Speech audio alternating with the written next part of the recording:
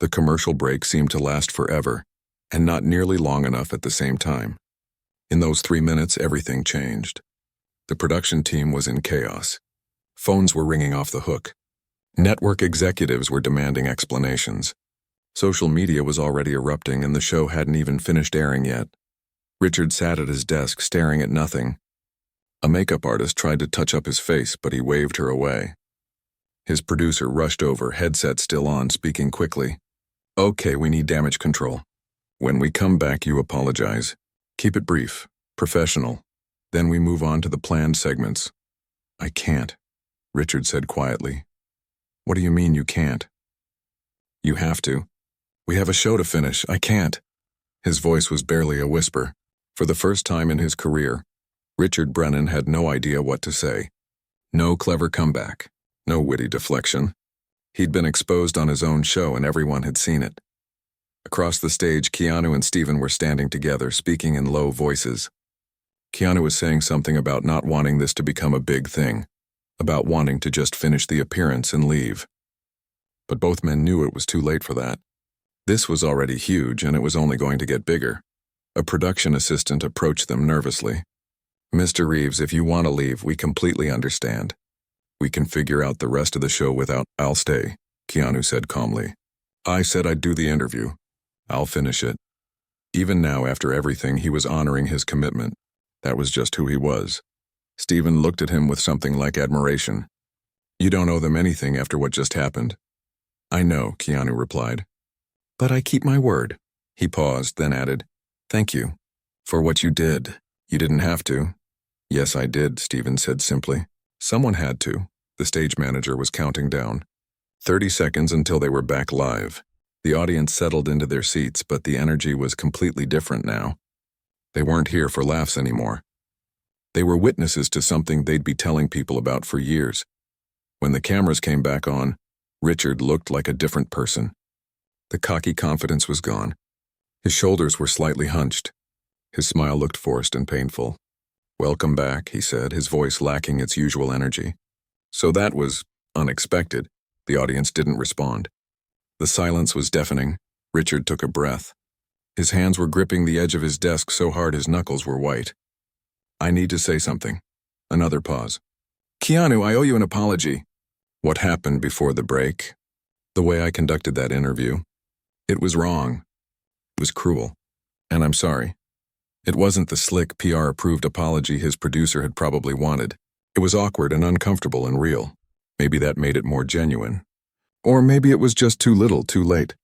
Keanu nodded slightly. "I appreciate that." He didn't elaborate. Didn't make it easier for Richard. Just accepted the apology with his characteristic grace. "I think," Richard said, looking down at his desk, "I think we're done for tonight. I can't—" He trailed off, then looked directly into the camera. "I'm sorry to everyone watching. This show's supposed to be fun, and tonight it wasn't. That's on me." The director was screaming in his earpiece to keep going, to salvage the show. But Richard pulled the earpiece out and set it on the desk. He stood up and walked off his own set, leaving Keanu and Steven standing there. For a moment, nobody knew what to do. Then Steven turned to the audience. "How about we hear it for Keanu's new movie?" He started clapping, and the audience joined in enthusiastically. Keanu waved, looking a bit embarrassed by all the attention, and then he and Steven walked off stage together. The show cut to an early ending. Credits rolled over B-roll footage instead of the usual closing segment. In television terms, it was a disaster. In human terms, it was something else entirely. Within an hour, the clip was online. Not the official network clip. Someone in the audience had recorded it on their phone. It was shaky and the audio wasn't perfect, but it captured everything. Steven's words. Richard's face. The audience's reaction. The raw, unfiltered moment of truth. By morning, it had been viewed 10 million times. By the end of the week, over 50 million. News outlets picked it up. Entertainment shows discussed it. Social media was divided, but most people sided with Steven and Keanu. The hashtag #WhatHaveYouSacrificed started trending, with people sharing stories of everyday kindness and calling out cruelty disguised as entertainment. Richard's show went on hiatus. The official statement said he was taking time to reflect and spend time with family. Behind the scenes, sponsors were pulling out. The network was getting flooded with complaints. Some people defended him, saying it was just comedy, that people were too sensitive. But they were outnumbered by those who'd had enough of mean-spirited entertainment. 3 days after the incident, Richard released a video statement. He looked tired. No makeup, no studio. Just him, sitting in what looked like his home office. "I've spent the last few days thinking about what happened," he said. "And about my career. I built my show on being sharp, on roasting celebrities, on pushing boundaries. I told myself it was just entertainment, that everyone was in on the joke. But watching that clip, seeing myself from the outside, I didn't recognize the person I'd become." He paused, looking directly at the camera. "Steven Seagal asked me what I'd ever sacrificed for anyone. The honest answer is not much. I've been so focused on ratings and relevance that I forgot about being a decent human being. I hurt someone who didn't deserve it, someone who's been through more pain than I can imagine, and came out the other side still kind. That's not funny. That's not entertainment. That's just cruel. I'm going to step away from the show," he continued. "Maybe permanently, maybe not. But I need to figure out who I want to be, because I don't want to be the person I was that night." The video ended. No clever sign-off, no jokes, just a man confronting his own behavior. Keanu never made a public statement about the incident. When reporters asked him about it at his movie premiere 2 weeks later, he simply said, "We all have difficult days. I hope Richard finds peace," and that was it. No anger, no gloating, just kindness, even toward someone who'd hurt him. Steven did one interview about it, mainly because he kept getting asked. "I didn't plan what I said," he explained. "I just watched a good man being torn down for no reason, and I couldn't sit there anymore. People ask me if I regret it. I don't. If more people stood up when they saw cruelty, maybe there'd be less of it." The incident sparked a broader conversation about celebrity culture and entertainment. Other talk shows started evaluating their content. Some hosts made subtle changes, backing away from the more vicious personal attacks. Others doubled down, claiming they were being censored. But the conversation had shifted. Richard's show did eventually come back 6 months later with a new host. The format changed.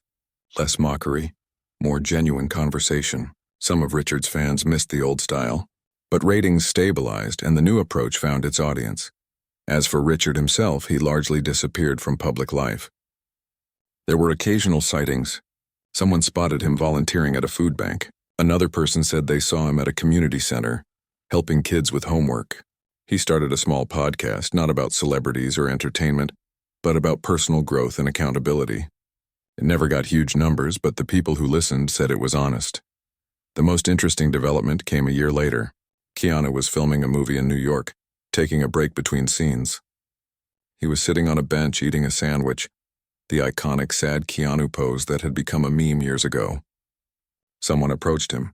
It was Richard. The encounter was brief. Richard apologized again in person this time. Said he'd been working on himself. Asked for nothing in return, no photo, no publicity. Just wanted Keanu to know he was sorry. Keanu listened, then did something unexpected. He invited Richard to sit down. They talked for about 20 minutes. Nobody knows what was said. No phones recording. No cameras. Just two people having a conversation. When someone asked Keanu about it later, he just smiled. "Everyone deserves a chance to grow," he said. "Life's too short to hold grudges." Steven continued working, doing his movies, living his life. But people approached him differently now. They thanked him for what he'd said that night. Told him stories about times they'd witnessed bullying and wished they'd spoken up. He became, somewhat reluctantly, a symbol of standing up for what's right. The night itself became legendary in television history. Film students studied it. It was included in documentaries about media and celebrity culture. The clip was preserved. A moment where the artifice of entertainment fell away and something real broke through. But perhaps the most important impact was quieter, more personal. People watching at home, seeing Steven stand up for Keanu, started thinking about their own lives. About times they'd stayed silent when they should have spoken. About the difference between being funny and being cruel. About what it means to be kind in a world that often rewards the opposite. Years later, Keanu was asked about the incident in an interview. By then, enough time had passed that he could discuss it more openly. "It was a difficult night," he admitted. "But I've been through worse. What I remember most isn't the mockery. It's Steven standing up. That meant something. That mattered. Do you think it changed anything? The interviewer asked. Keanu thought about it. I don't know if one moment can change everything. But maybe it reminded people that we have choices. We can build people up or tear them down. We can be kind or cruel. We can speak up or stay silent. And those choices matter, even if we think no one's paying attention.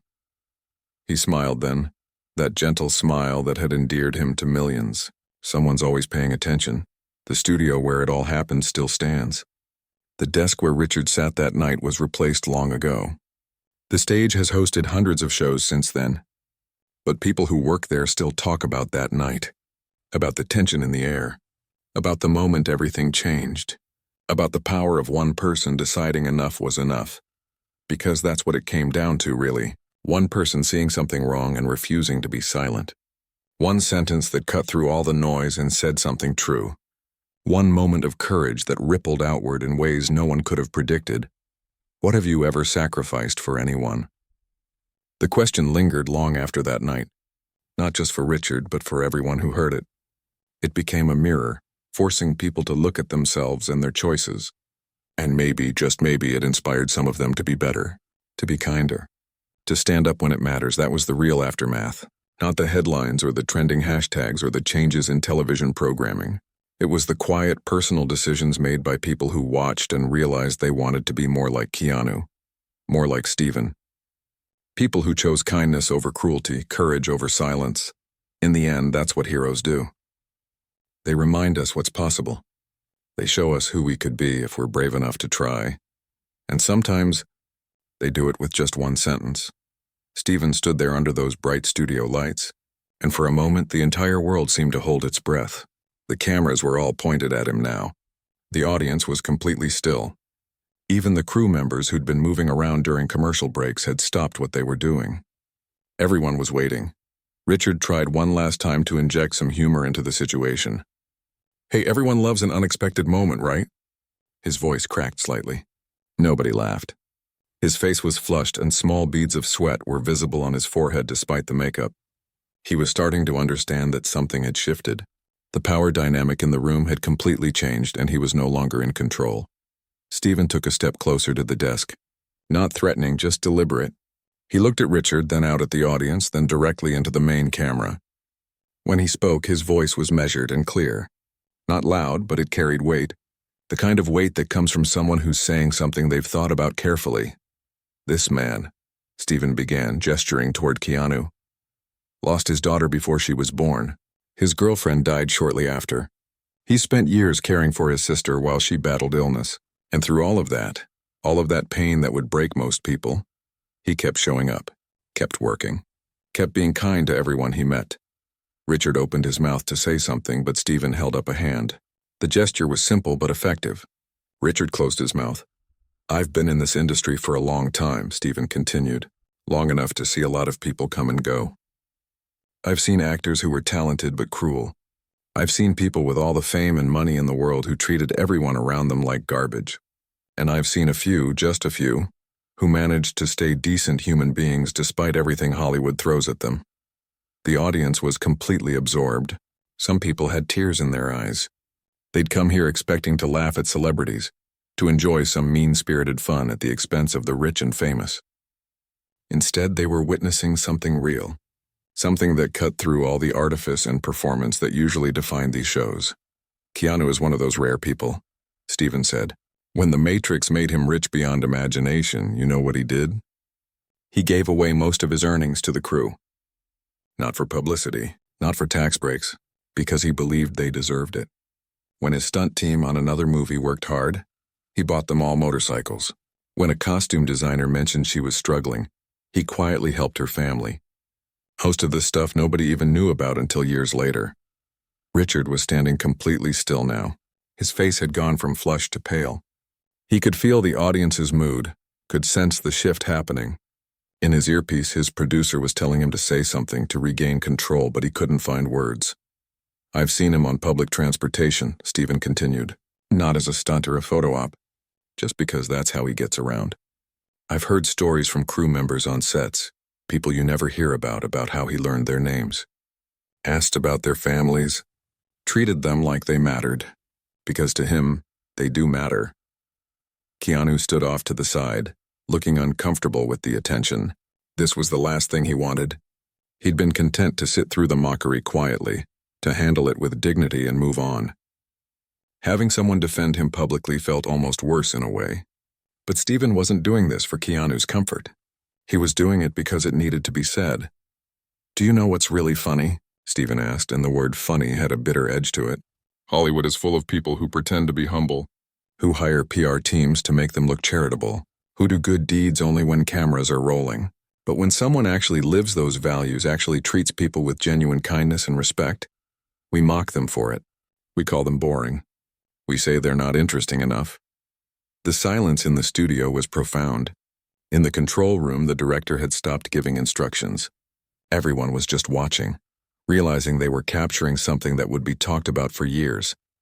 "And tonight," Stephen said, his voice growing stronger, "I watched you spend 20 minutes attacking this man. Not his acting, really. You could have had a conversation about his performances. That would have been fair. Actors can take criticism about their work. But that's not what you did. You attacked him personally. You questioned his authenticity. You suggested he exploited his own tragedies for sympathy. You made fun of his kindness like it was a weakness." Richard tried to speak. It was entertainment." "No," Stephen cut him off. The word was sharp, final. "Don't hide behind that word. Entertainment doesn't mean cruelty. Being funny doesn't require tearing down good people. You had one of the most genuinely decent human beings in Hollywood sitting in that chair, and you tried to humiliate him."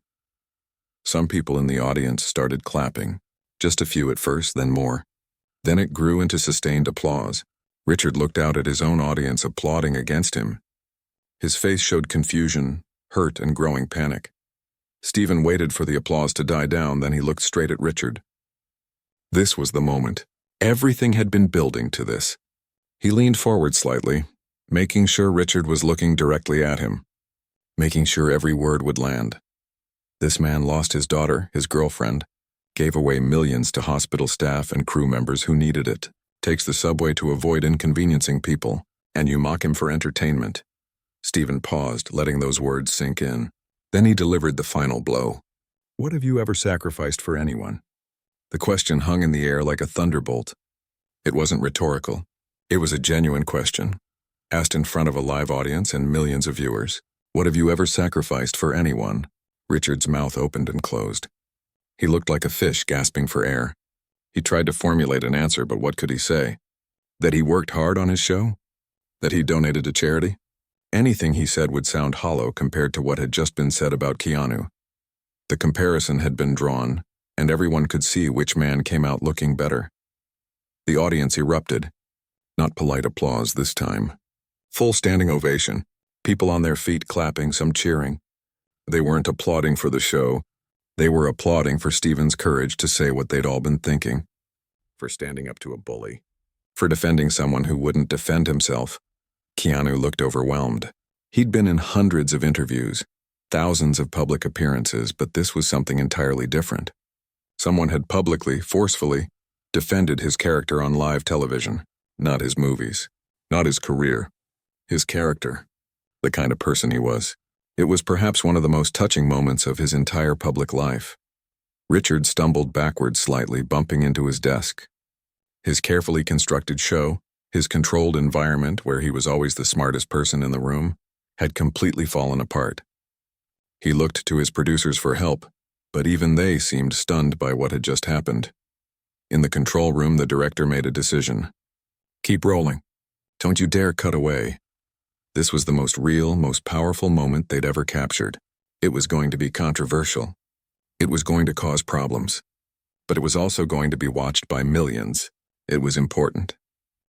Stephen wasn't done yet. He turned away from Richard and walked over to where Keanu was standing. He extended his hand again and the two men shook. But this time it lasted longer. Keanu's eyes were shining. Not quite tears, but close. He said something to Stephen that the microphones didn't pick up. Stephen nodded and patted him on the shoulder. Then Stephen turned back to the audience.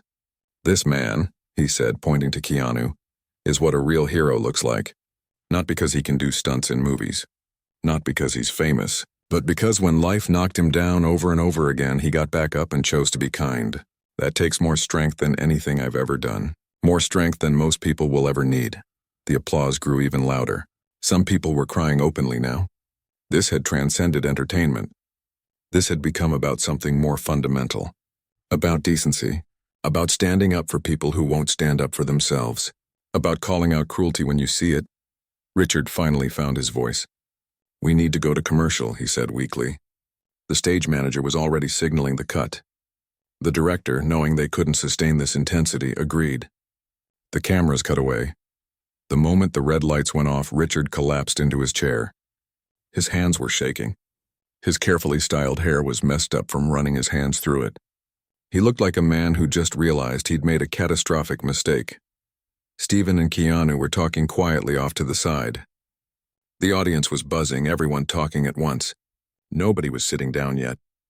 The energy in the room was electric, but in a completely different way than it had been at the start of the show. In the control room, phones were already ringing. The network executives were calling. Social media was exploding. The clip wasn't even online yet, but people in the studio audience were already texting and tweeting about what they'd just witnessed. Within minutes it would be everywhere. But in that moment, in that studio, none of that mattered. What mattered was that something important had just happened. A line had been drawn. A statement had been made. And nothing would ever be quite the same again. The commercial break couldn't come fast enough. As soon as the cameras cut, the tension in the studio was thick enough to cut with a knife. Keanu remained seated, his posture unchanged. But anyone paying attention could see the weight of what had just happened settling on his shoulders. Makeup artists rushed over, but he waved them away politely. He just needed a moment to breathe. Richard, on the other hand, was energized. He was laughing with his producers, high-fiving one of the writers who'd come down from the booth. "This is going to break the internet," he said loud enough for people nearby to hear. He seemed completely unaware, or maybe just unconcerned, that he'd crossed several lines. In his mind, he was doing his job, creating viral moments, pushing boundaries. That's what made him successful. But in the audience, the mood was very different. A woman in the third row leaned over to her husband and whispered, "This doesn't feel right." He nodded in agreement. Around them, other audience members were having similar quiet conversations. The energy that had been so excited and electric at the start of the show had curdled into something uncomfortable. They'd come to be entertained, not to watch someone get torn down. Backstage, chaos was breaking out. Stephen had pushed past two more producers and was now in the hallway leading to the stage. A senior producer, recognizing the situation was getting out of hand, rushed to intercept him. "Stephen, please. We have a schedule. Your segment is in 10 minutes. Just wait. Get out of my way," Stephen said. His voice wasn't loud, but it carried authority. The kind of authority that came from years of being someone people didn't mess with. The producer looked into his eyes and made a split-second decision. He stepped aside. In the control room, someone noticed Stephen on one of the monitor feeds. "We've got a situation," a production assistant said. "Seagal is heading to the stage." The director looked up from his notes. "What? We're not ready for him yet. Someone stop him." "I don't think anyone can stop him," the assistant replied, watching Stephen's determined stride on the monitor. Back on stage, Richard was reviewing his notes for the next segment. He had more material lined up. They were going to come back from commercial, and he was planning to dig even deeper. His writers had found some old interviews where Keanu talked about his personal losses. The plan was to bring those up, make some jokes about how he'd used tragedy to seem more sympathetic. It was dark material, but Richard convinced himself it would be edgy, provocative, good television. Keanu sat quietly, his hands folded in his lap. A stage manager came over and quietly asked if he needed anything. Water, a moment to step away. He shook his head. "I'm fine, thank you." Even now, even after being humiliated on live television, he was polite to the staff. That was just who he was. The commercial break was winding down. 30 seconds. The audience settled back into their seats. Some of them looked less enthusiastic than before. The house band prepared to play them back in. Richard straightened his tie, checked his hair in a small mirror one of the crew held up, and got ready for round 2. And we're back in 5, 4, 3. The stage manager counted down with her fingers for the last two numbers. The red light on the camera blinked on. They were live again. "Welcome back," Richard said with that practiced smile. "We're here with Keanu Reeves, and we've been having a really honest conversation about his career." The way he said honest made it sound noble, like he was doing everyone a favor by being cruel. Keanu nodded slightly but didn't say anything. He was waiting to see where this would go next, hoping maybe the worst was over. "It wasn't so, Keanu," Richard continued. "You've had a pretty interesting personal life. I mean, you've been through some tough times." His tone shifted, taking on a fake sympathy that was somehow more insulting than the direct attacks. "You lost your daughter before she was even born. Your girlfriend died in a car accident. Your sister has been dealing with illness for years. That's a lot of tragedy for one person." The audience went completely silent. This was different from mocking his acting. This was personal. This was touching on real pain, real loss, real grief. Even people who'd been laughing earlier were uncomfortable now. Keanu's expression didn't change much, but if you knew what to look for, you could see him preparing himself. Building up those walls he'd learned to construct around his heart. "Yes," he said simply. "Life has had its challenges." "Right," Richard said, and here's where he made his biggest mistake. "But you know, some people have said that you've used that tragedy to your advantage. Like you've built this image of being this deep-wounded artist. The sad Keanu meme. The lonely guy eating a sandwich on a bench. It's become part of your brand, hasn't it?" The words hung in the air like a slap. He'd just accused Keanu of exploiting his own grief for publicity, of using his daughter's death, his girlfriend's death, as marketing tools. It was possibly the cruelest thing he could have said. In the audience, several people gasped. One woman actually stood up, looking like she might leave. Her friend pulled her back down, but the damage was done. The room had turned. Even Richard's most loyal fans were questioning what they were watching. Keanu took a slow breath. When he spoke, his voice was quiet but steady. "I've never used my personal losses as part of any image. Those are private matters that I've had to work through like anyone else who's experienced loss. I don't talk about them publicly very often, and when I do, it's because someone asks, not because I'm trying to gain sympathy." It was a perfect response, dignified, clear, setting a boundary without being aggressive. But Richard either didn't hear the warning in those words or chose to ignore it. "Come on, though," Richard pushed.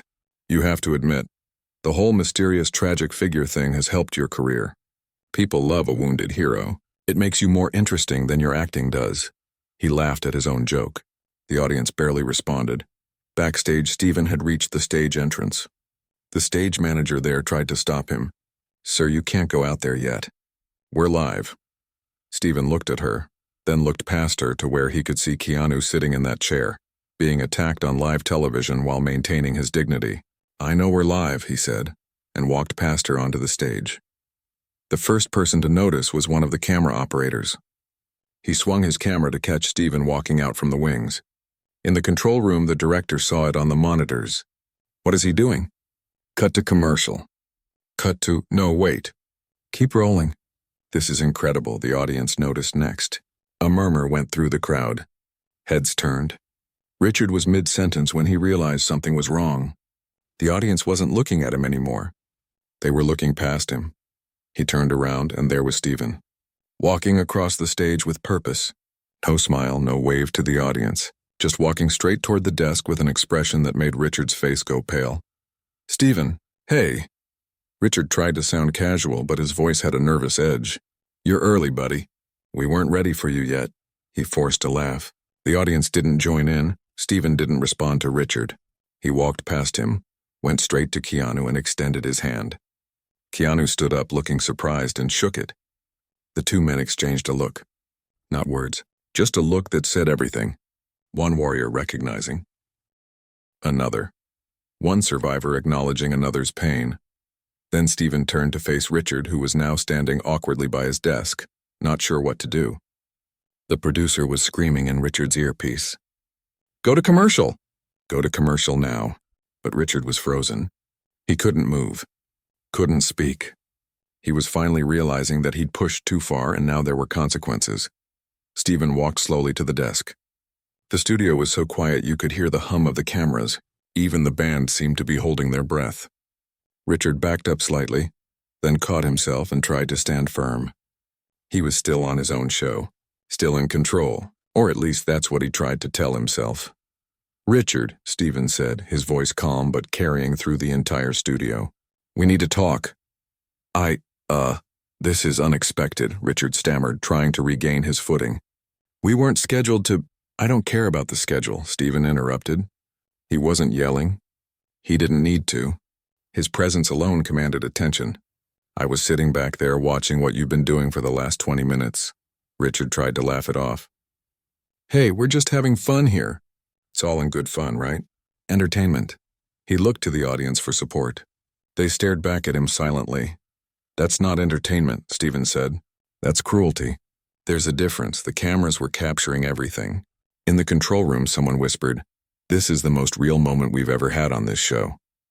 The director nodded, knowing this would be the clip everyone talked about. But not for the reasons Richard had wanted. Stephen looked out at the audience, then at the cameras. He was thinking about what to say, how to say it. He'd been in Hollywood for decades. He'd seen the machine eat people up and spit them out. He'd seen good people destroyed for ratings. And he was tired of it, tired of watching people like Keanu, people who were genuinely kind and decent, being punished for those qualities. Richard was sweating now, his makeup starting to run under the hot lights. He tried one more time to control the situation. "Look, Stephen, why don't we sit down and—" "No," Stephen said firmly. "You don't get to control this moment. You've been controlling everything all night. Now someone else gets to speak." He turned slightly, making sure he was facing the main camera, making sure everyone watching at home could see his face clearly, making sure his words would be heard. The tension in the room was unbearable. The audience sat on the edge of their seats. Keanu stood off to the side, watching this unfold, not quite sure what was happening but sensing something significant was about to occur. Richard stood behind his desk like it was a shield, realizing too late that he'd created a situation he couldn't joke his way out of. And then Stephen spoke. The words that would change everything. The red camera light blinked back on. The audience settled down, ready for more. Richard adjusted his position, that familiar smirk playing on his lips. He had his notes in front of him, but he barely needed them. His writers had done their homework, and he'd memorized the good parts. "Welcome back," Richard said to the cameras, then turned to Keanu. "So we were talking about how you're known for being incredibly nice, but let's talk about your acting for a second." The way he said acting had a slight edge to it. Nothing too obvious. Just enough. Keanu nodded, still maintaining that calm demeanor. "Sure, what would you like to know?" "Well," Richard leaned forward, "you've been in the business for what, 35 years? And you kind of have this one style. You know what I mean? That very calm, very still approach." He mimicked Keanu's mannerisms, making his voice monotone and his movements stiff. The audience laughed, some uncomfortably. Keanu chuckled softly. "I think different roles call for different approaches, but I see what you mean." He wasn't taking the bait. He was trying to be gracious, to play along with what he hoped was just playful ribbing between colleagues. But Richard wasn't done. Not even close. "I'm just saying, whether you're playing a surfer or a cop or a guy who knows kung fu or an assassin, it's all kind of the same face, the same voice." He did the impression again, this time adding robotic movements. The audience laughed louder now, encouraged by Richard's commitment to the bit. In the control room, one of the producers whispered, "Is this too much?" But the director waved her off. "The numbers are spiking. People are tuning in. Keep rolling." Keanu maintained his composure. "Well, I try to bring authenticity to each character. Sometimes simplicity is effective." It was a good answer. Professional, diplomatic, exactly what you'd expect from someone who'd spent decades handling press. "Simplicity," Richard repeated, like he was tasting the word. "That's one way to put it. Some critics have called it wooden, expressionless, lucky to have good directors who can work around limitations." He said it with a smile, but the words were razor blades wrapped in silk. The audience had stopped laughing as much. You could feel the energy in the room changing. This wasn't fun anymore. This was starting to feel cruel. But Richard was riding the wave. He could sense the discomfort, and in his mind that meant he was doing something bold, something memorable. Backstage, Stephen's hands tightened on the armrests of his chair. He'd been in this business long enough to recognize a hit job when he saw one. This wasn't an interview. This was a public humiliation dressed up as comedy, and Keanu was just sitting there, taking it all with grace. "Let me ask you something else," Richard continued, shuffling through his notes. "You've been very fortunate in your career. The Matrix came along at exactly the right time. John Wick revived your career when things were slowing down. Some might say you've been lucky. Right place, right time. Good scripts carrying you through. That one landed differently. You could see it in Keanu's eyes for just a split second. A flash of something. Not anger, maybe sadness, maybe disappointment. But he recovered quickly. I've been very fortunate to work with talented people. Great directors, writers, co-stars. It's always a collaborative effort." "But come on," Richard pressed, sensing weakness like a shark smelling blood in the water. "You're not exactly known for your range, are you? I mean, have you ever done a comedy? A musical? A period drama where you have to do an accent?" With each question, he was building to something. You could feel it coming. Keanu shifted slightly in his seat, still polite, still gracious. "I've done different genres over the years. I'm always interested in challenging myself with new roles." Right, Richard said, waving his hand dismissively. "But let's be honest with the audience here. Your acting style is very limited, and yet somehow you keep getting work. You keep getting these massive action franchises. Meanwhile, there are trained actors out there, people who went to Juilliard, who have real range, who can't catch a break. How do you explain that?" The question hung in the air like poison gas. Even the audience felt it. This had crossed a line from playful teasing into something uglier. This was questioning his right to exist in Hollywood. His right to have the career he'd built through decades of hard work. Keanu took a breath. "I think there's room for all kinds of actors and all kinds of approaches to the craft. I've never claimed to be the best actor in Hollywood. I just try to do good work and be professional." "Humble," Richard said, making it sound like an insult. "Always so humble. Always so quiet. Some people might call that boring." He let the word hang there. "I mean, your interviews are famous for being pretty dull. You never say anything controversial. Never gossip about other actors. Never talk about your personal life. It's like interviewing a very polite robot." That got a bigger laugh from the audience, though some people weren't laughing at all. They were starting to feel uncomfortable, starting to realize this wasn't entertainment. This was bullying. Steven stood up from his chair backstage. A production assistant noticed and approached him. "Mr. Seagull, you're not on for another 15 minutes. Please, I'm watching." Steven cut him off, his voice low and firm. The assistant backed away. Something in Steven's eyes told him not to push it. On stage, Richard was just warming up. He'd planned this carefully. Start with the acting criticism, then move to the personal stuff. That's where the real gold was. That's what would make headlines. "Let's talk about your image for a second," Richard said, pulling out a printed photo. "This is you taking the subway a few years ago.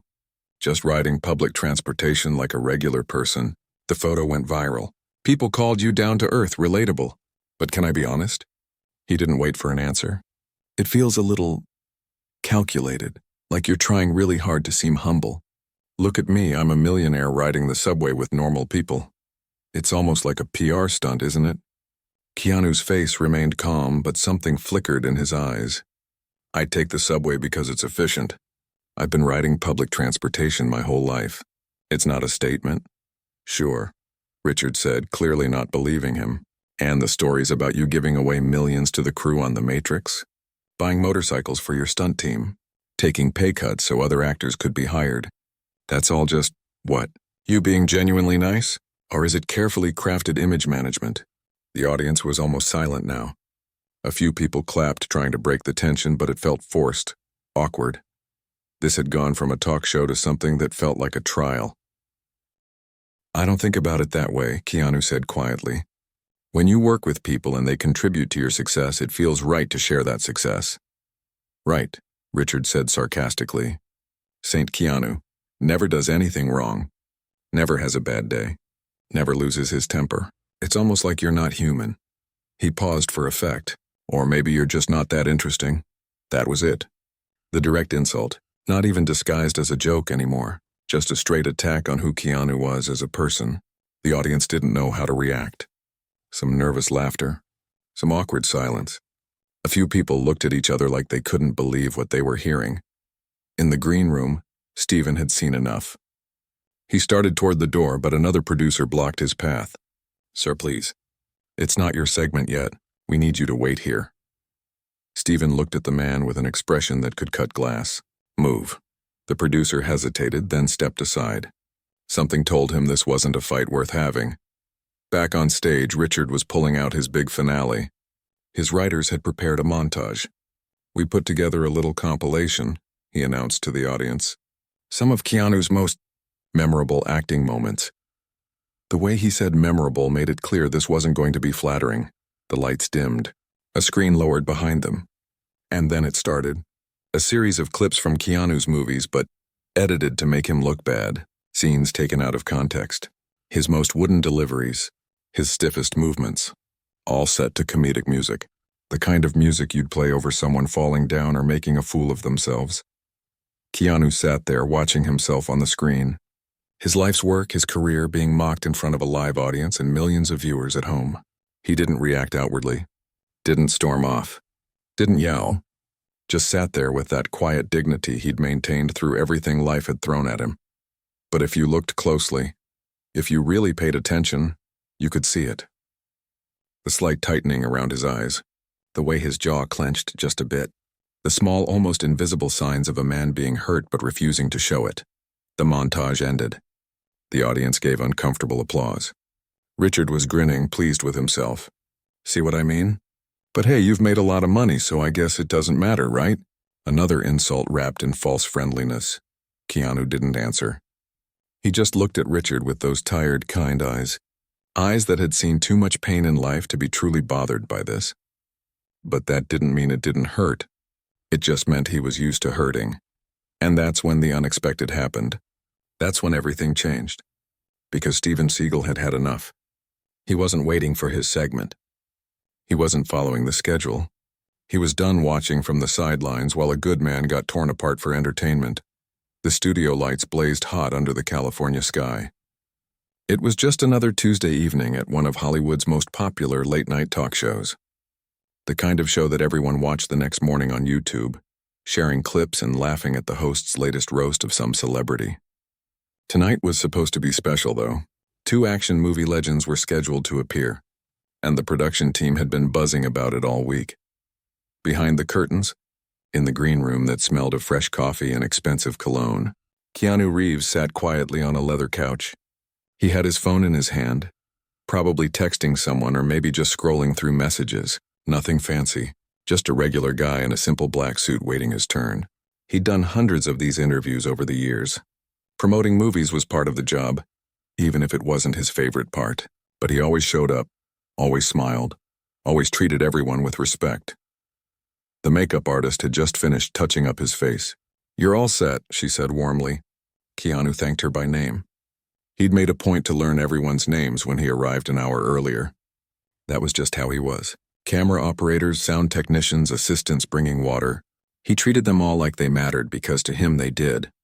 Down the hallway, the show's host was in his element. Richard Brennan had built an empire on being sharp, quick, and sometimes ruthless. His show pulled in millions of viewers every night. People tuned in not just for the celebrity interviews, but for the roasts. Richard had a gift for finding someone's weak spot and poking at it until the audience roared with laughter. Some called it mean-spirited. Richard called it entertainment. Tonight he was particularly excited. His writers had prepared some killer material. They'd been digging through old interviews, movie clips, and public appearances. The plan was simple. Start nice, build rapport, then gradually turn up the heat. The audience loved it when he caught celebrities off guard. The clips would go viral by morning. Ratings would spike. Advertisers would be happy. Everyone wins, right? In the control room, monitors showed different angles of the studio. The audience was filing in, excited energy filling the space. Most of them were tourists who'd won tickets online. Some were die-hard fans of the show who'd waited months for this taping. They had no idea what they were about to witness. The warm-up comedian was already on stage getting them pumped up, teaching them when to laugh, when to applaud, when to gasp on cue. Steven Seagal arrived 30 minutes before his scheduled segment. Security had to clear a path for him through the back entrance. He wasn't the type to use the main entrance like everyone else. Never had been. He had a presence about him that made people step aside. Tall, solid with that distinctive ponytail and dark clothing he always wore. He'd been in this business long enough to see it all. The fake smiles, the backroom deals, the way Hollywood could build you up one day and tear you down the next. A production assistant guided him to his green room. It was separate from Keanu's, as most shows kept guests apart until their segments. But Steven noticed the monitors on the wall. They showed live feeds from the studio and the other green rooms. Standard setup. He could watch everything that was happening on stage while he waited. He settled into a chair, arms crossed, watching. Back on stage, Richard was doing his opening monologue. Jokes about current events, politicians, trending topics. The audience laughed right on cue. He was good at this. Really good. Years of practice had made him a master of timing and delivery. But there was an edge to his humor that had been growing sharper over the seasons. What started as playful teasing had evolved into something more cutting. More personal. "We've got a great show tonight," Richard announced, flashing his trademark grin. "Keanu Reeves is here." Yes, the Keanu Reeves. And let me tell you, I've got some questions for him. The way he said it made the audience laugh nervously. They sensed something was coming. In his green room, Keanu heard the introduction through a speaker. He stood up, straightened his jacket, and took a quiet breath. A stage manager appeared at the door. 2 minutes, Mr. Reeves." He nodded and followed her toward the stage entrance. The walk felt longer than usual. Maybe it was just his imagination. The house band started playing. Lights swirled. The audience erupted in applause as Richard introduced his first guest. "Ladies and gentlemen, Keanu Reeves." The applause grew louder as Keanu walked out, waving to the crowd with that humble smile he's known for. He shook Richard's hand and sat down in the guest chair. What Keanu didn't know was that Richard had made a decision earlier that day. The regular interview questions weren't exciting enough. Too safe, too boring. His producers had suggested they push boundaries tonight. "Give people something to talk about," they said. And Richard always listened when it came to ratings. Steven watched from his monitor backstage. He'd met Keanu a few times over the years at various industry events. They weren't close friends, but there was mutual respect. Both had been in action movies for decades. Both had dealt with Hollywood's ups and downs. Both knew what it was like to be judged by people who didn't really know them. The interview started normally enough. Richard asked about the new movie. Keanu answered thoughtfully, talking about the stunts, the director's vision, working with the cast. The audience seemed genuinely interested. Some of them were big fans. They'd grown up watching his movies. The Matrix, John Wick, Speed, Point Break. He'd given them so many memorable moments, but Richard was just warming up. He had a plan and he was about to execute it. His writers had prepared material that would test the waters. Start with small jabs disguised as jokes. See how Keanu reacted. If he played along, great. If he seemed uncomfortable, even better. That's when things got interesting. That's when the clips went viral. "So, Keanu," Richard said, leaning back in his chair with a sly smile, "you're known for being this really nice guy. Like impossibly nice, some might say." He paused for effect. "Suspiciously nice." The audience laughed, but it wasn't quite the same warm laughter from before. There was something different in Richard's tone. Keanu smiled politely. "I just try to treat people the way I'd want to be treated. Nothing suspicious about that." His answer was genuine, simple. It should have been enough. But Richard saw an opening. "Right, but come on. Nobody's that nice all the time." "What are you hiding?" He said it like a joke, but there was a probe in there. The audience laughed again, but some of them shifted in their seats. This was starting to feel less like an interview, and more like an interrogation dressed up as comedy.